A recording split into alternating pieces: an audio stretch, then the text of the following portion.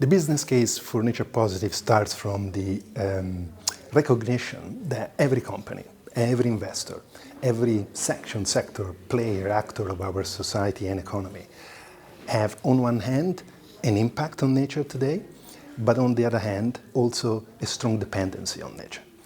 And so basically the business case is for companies and investors to think that unless they embrace a transition from nature negative practices of today to nature positive ones, sooner or later they will face material costs affecting their bottom line, their profitability, their sustainability, their existence as a business, if nature does not continue to provide the services that they depend on. So to put it simply, a nature positive strategy, the first step is to actually understand well the impacts on nature, both in their direct operations, but also through the value chain, the supply chain of the company.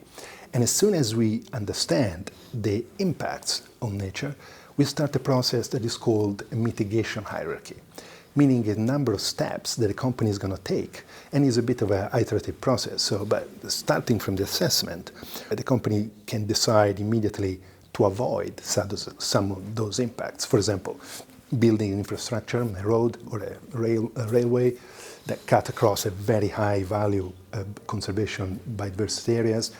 In that case, the impact can be avoided by rerouting the road. Second step, mitigation, so reducing the impact. So the impact maybe is not avoidable, but can be minimized. And in that case, could be a road that goes through a natural place, but has got mitigation areas like crossing for wildlife or tunnels for wildlife. Then there is also restoration, third step. So you avoid, you minimize, and then the impact that you are making, perhaps you can actually restore some of it before the end of the project or in the course of the project. And finally, after having avoided, minimized, and restored, and so reduce the impact massively, there is most likely for most sectors an unavoidable residual impact. That unavoidable impact is compensated for. We cannot compensate away from the area, from the type of nature that has been impacted.